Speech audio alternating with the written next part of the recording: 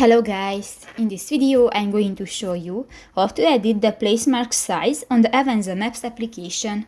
But first of all, I just want to mention, please don't forget to subscribe to our channel, because at 100,000 subscribers we are going to show you our YouTube revenue statistics and growth strategy, how to make money online. So let's jump into it.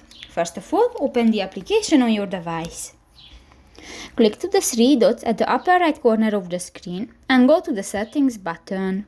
Here, go to the Settings section and click to the fourth option, the Map View. Here you can find the second button, the Placemark Size. Change Placemark Scale in the Map View, current size 100%, and you can edit.